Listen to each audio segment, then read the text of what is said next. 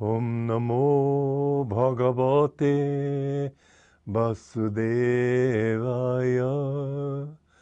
Om Namo Bhagavate Vasudevaya.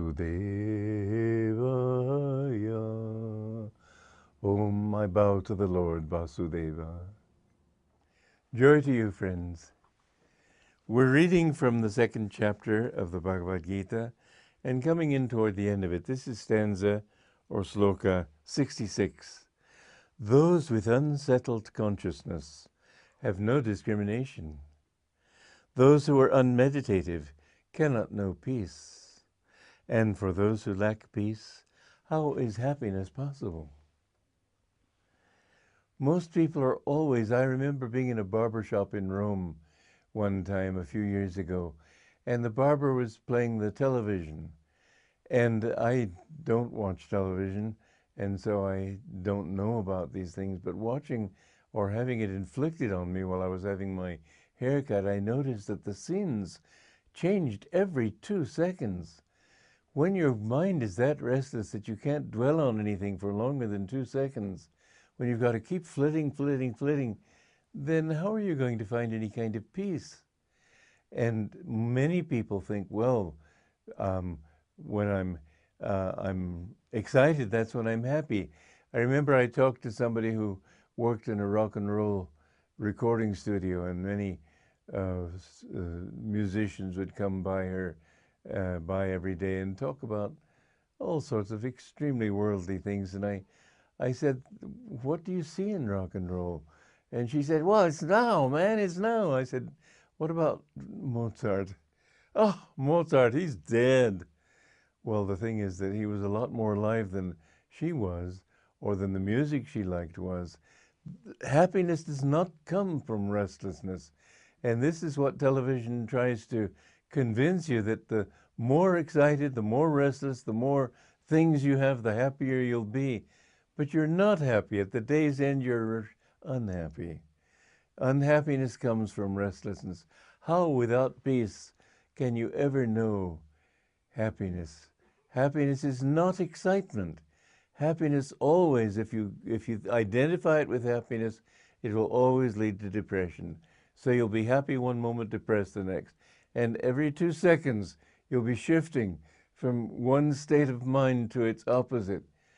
Don't go that route. You've been going it for a long time, for incarnations, and it has still brought you and will always bring you to the final 0 point. The sum total of everything that you ever seek in this world will have to be 0.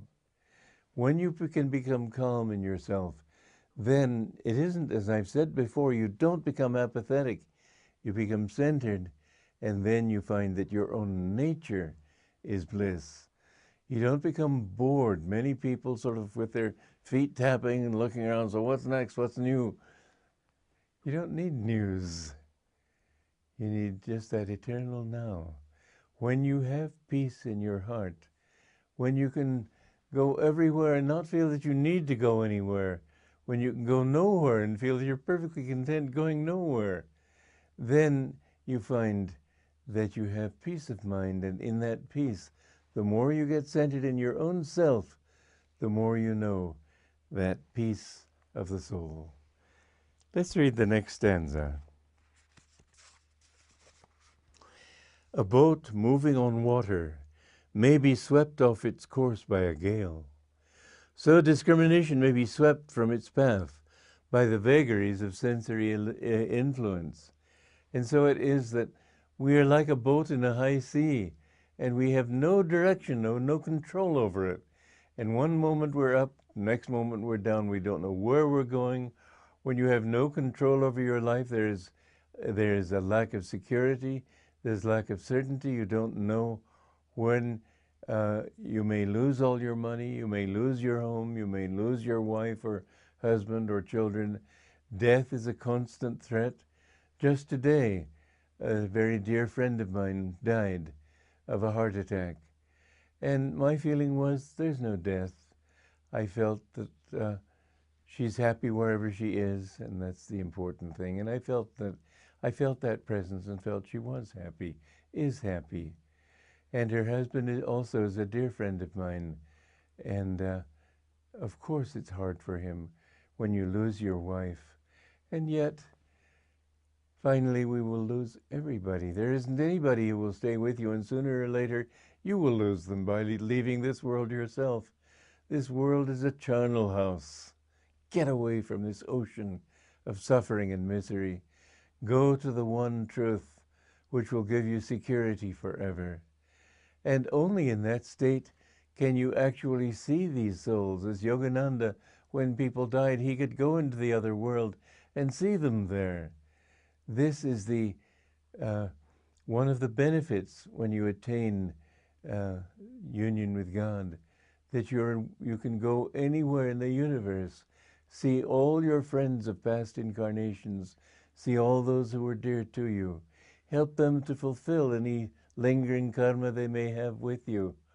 But I remember going into a TV studio in India and seeing there were 100 people there. And looking around me, they all looked like old friends. Some of them family members, some of them friends.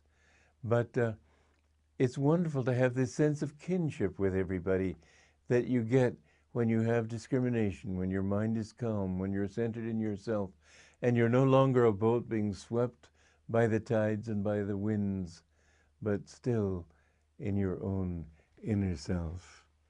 And so Krishna goes on to say, therefore, O mighty armed Arjuna, withdraw your sense faculties, the power to see, hear, and so on from the senses themselves and from sense objects.